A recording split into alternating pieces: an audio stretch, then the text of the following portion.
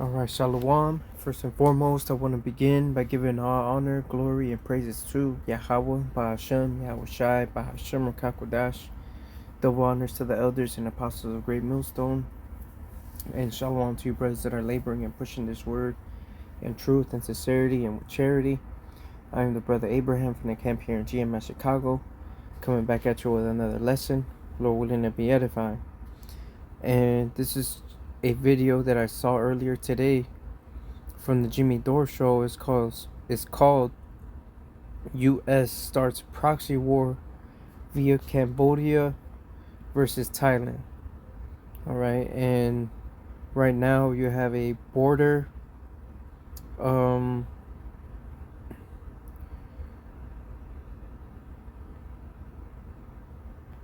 got a border dispute going on with Thailand and Cambodia, right? A U.S. warship docked in Cambodia, and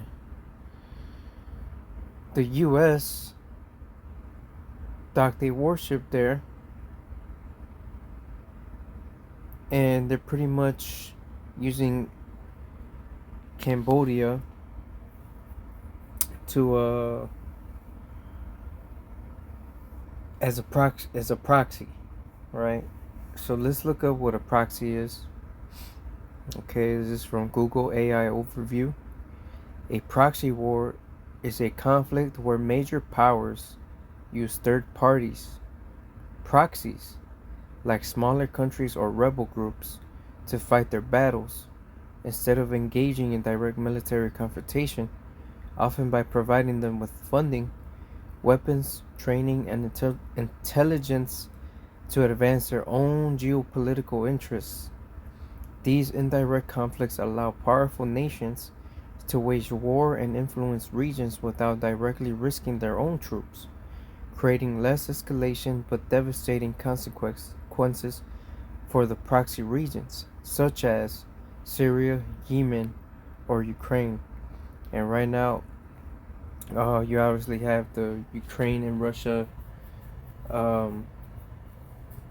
conflict going on, which is pretty much America versus Russia, and they're just using Ukraine as the forefront of it, or a proxy. Okay, and here is pretty much starting to be the same thing in the case of Cambodia and Thailand. Okay, but this is what the devil does. This is what Esau does. Okay, as I'm gonna read in Revelation 6 and 4. But let me play this video. Let you listen to a little bit. Mainstream news media, but Cambodia vows fierce fight against Thailand in their escalating border conflict. What? What is this about? And what would this have to do with the United States? Well, let me just show you real quick before I give you the rest of the story. So, what's her name? Patricia Marins. She says, I still can't fully understand this conflict between Thailand and Cambodia. In the first clash, it seemed clear to me that Cambodia fired first on a Thai village. But even after the de-escalation and ceasefire, Cambodia kept planting landmines along the border, including several in areas that Thailand considers its own territory. I don't understand what possible reasons would lead Cambodia, which its military is much weaker, to take such provocative stances. To me, it looks like a classic case of nationalism driving reckless, almost suicidal policies, but I'm sure some people much better informed than me will show up to explain it properly. Okay, well, someone did. And, well, sir, first of all, here it is. U.S. warship docks in Cambodia. What? And that's from December 16th, 2024. But first time in 8 years. And so here's a guy who knows something about it, Brian Berletic. He says it is the same reason Ukraine continues to provoke Russia. It is a U.S. proxy doing so for U.S. interests at the expense of its own people's interests. That's what's happening. Okay. And so, first of all, here's the easy way to tell uh, these countries apart. Thailand is the country where the king of Thailand wears crop tops. Cambodia is the one that's closer to China. So that's why we're going to cause a war. And I'll show you. Here is the king of Thailand in a crop top. That's the king of Thailand and if you show that, you can get in. If you show that in Thailand, you can be imprisoned for showing this picture. Just to let you know. So that's what's going on. So that's what's going. So the political elite in both Ukraine and Cambodia are fully isolated from the consequences of their policies and clearly couldn't care any less about their populations. Cambodia is often depicted as a deep Chinese ally, but China and Thailand have a vastly larger relationship, including in military terms. In the last 2 years, especially, Cambodia has pivoted hard toward an irrational military relationship with the United States, inviting U.S. warships to Chinese refurbished ports in Cambodia, meetings with U.S. military officials during the last round of hostilities with Thailand. The new prime minister, the former prime minister's son, Hun Manet, is a West Point grad. Okay. All right, so like he mentioned, Cambodia is just a proxy for the US, right? Just like Ukraine is a proxy for them against Russia. And then you have another superpower, China, which is those are pretty much the three main nations that are pretty much competing, I guess, with each other in terms of global superpower, who's going to be the next superpower, which in the book of Psalms 2, it says, why do the heathen rage and the people imagine a vain thing? Right? That's them thinking that one or the other is going to be the next global superpower, but as it goes on to say in that Psalms, the Lord shall have them in derision. The Lord's laughing at them. Okay? Alright, because the prophecy is that all these nations are going to bow. Alright, all these nations are going to submit to Yahweh Bashim Yahushai and the kingdom of Jacob. Alright, so Lemmas pop up along military eyes of the Chinese. This is he's gonna show a video that I want you to hear. High-ranking U.S. official admitting what the big picture is. So what is the big picture? Let's see. And so when we look at the rise of the Chinese military, what our goal in the joint force is to create multiple simultaneous dilemmas for all of the adversaries around the world so that they are very cautious and concerned about doing something that would bring any sense of threat to the American people. So let me make sure I understand what this guy just said. He said his idea is to be a huge problem all over the world so that your enemies won't attack America. This seems counterintuitive, doesn't it? Doesn't this seem counterintuitive? See, it's good that we orchestrate wars because none of it will ever come back to affect us, just like Vietnam didn't, just like the Gulf War didn't, just like every war hasn't. Everything comes out okay. Thailand has a far larger economy. Of course, they have more trade with China. Since when aren't they good partners of the United States anymore? Well, since a long time. The United States has been trying to install a puppet regime into Thailand since 2001.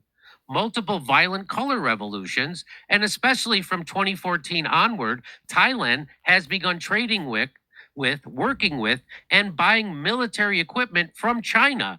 More. All right. So in that short video that he played, you hear a U.S. official saying that they create multiple dilemmas against their adversaries all around the world. All right. In response to what? Chinese military, for example, which that's the case here with Cambodia and Thailand. All right. And then you have the proxy of Ukraine against Russia, another U.S. adversary. Okay. More than for that the CCP connections investment in. Hey, no, I'm not sure as to the particulars of the time.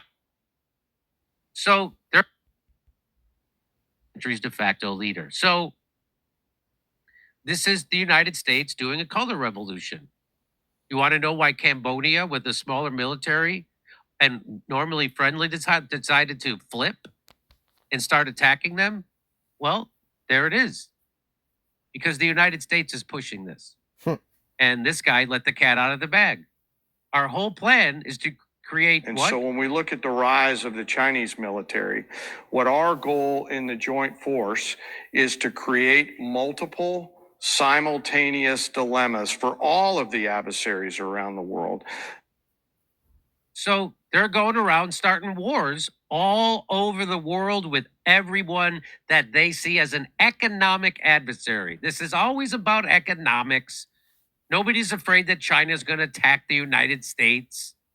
Nobody. We're a nuclear power. So this is about using proxies all over the world to attack China.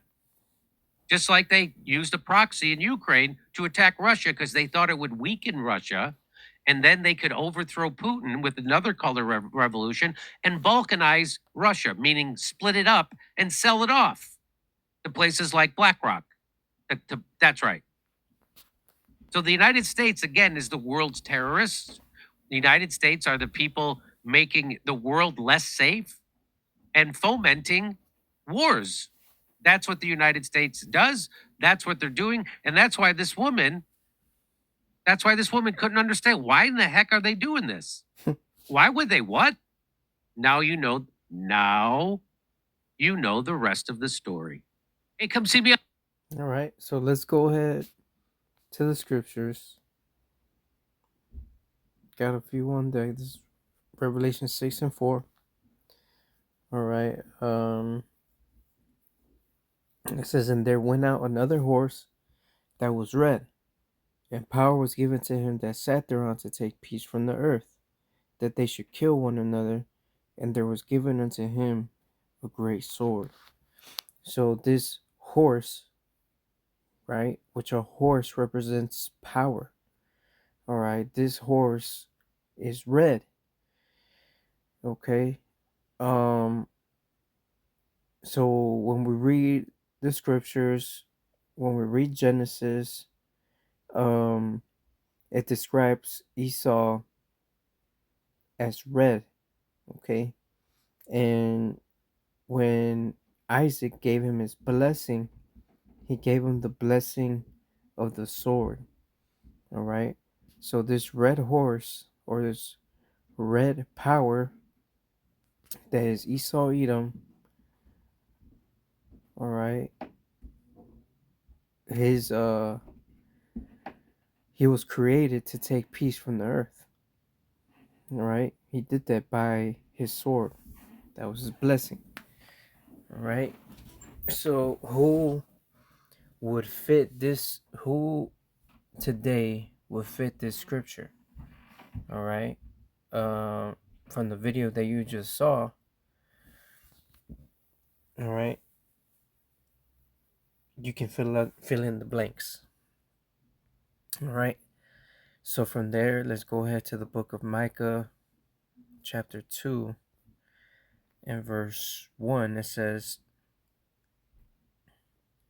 "Woe to them that devise iniquity and work evil upon their beds. When the morning is light, they practice it because it is in the power of their hand," right?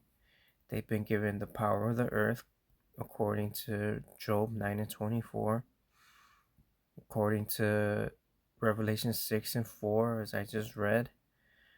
All right, it says, "And they covet fields and take them by violence, and houses and take them away. So they oppress a man and his house, even a man and his heritage," which is what they did to us. All right, the real Israelites is what they do all around the world, still doing it. Their history, this is all that they've done, and they're still doing it today.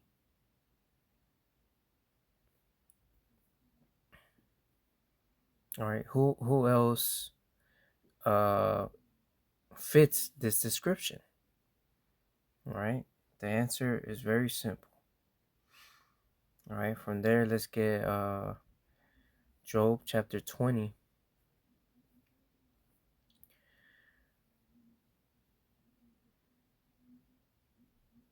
Let me start at 12. It says, "Though wickedness be sweet in his mouth, though he hide it under his tongue, though he spare it and forsake it not, but keep it still within his mouth," right? So they're enjoying the taste of wickedness, right? They're savoring every bite of the wickedness that they do. It says, "Yet his meat in his bowels is turned. It is the gall of asp within him," right? But once he swallows that wickedness down, all right, now it's going to turn his bowels. All right, now his stomach's going to start hurting. All right, it says, "He has swallowed down riches, and he shall vomit them up again. God shall cast them out of his belly." So all the riches that they swallowed up and stole, right? Because when you read Sirach chapter 10 and verse 8, it says, "Because of unrighteous dealings, injuries, and riches got by deceit, the kingdom is translated from one people to another," right? So yeah, he swallowed down these riches, but what?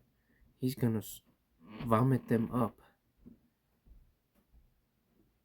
The Mosai is not gonna let him keep those riches that he stole, that he got from ill-gotten gain.